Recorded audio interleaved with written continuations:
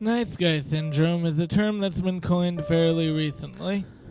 It's a very unfortunate term. Very broadly, it's believing that you're a nice guy while really being toxic and damaging. There's a pretty standard toxicity at the core of this term.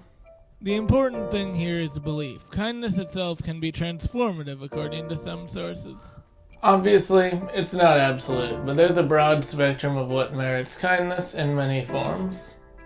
But belief is not enough in these contexts. So today I embark on a journey to answer the question of what constitutes real kindness in this opinion on nice guy syndrome.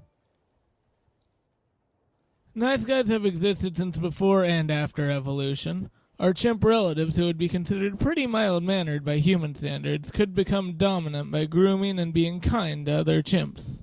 It may not be quite so simple, but human gratitude and kindness has gone a long way in our evolution, both physically and socially. Obviously, this isn't the whole story, but the real irony of more modern-day nice guys is that they are not actually nice at all. Holding doors for women or expecting a reward for acting like a decent person does not merit seduction. Kindness is a great first step, but it's not the whole story at all. There is a tendency among modern men to expect a form of reward for acting like a decent person, and this faux kindness represents itself in presentation. Regardless, real kindness has gone a long way in life and is, at least according to some sources, a great way to sustain actual bonds with people. That's just called having social skills.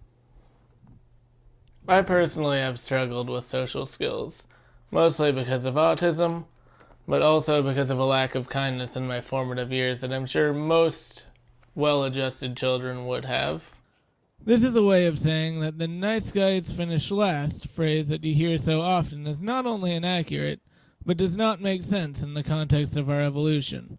In fact, kindness to others within human gatherings, such as tribes, have long since been sustained by kindness and gratitude that creates respect among peers.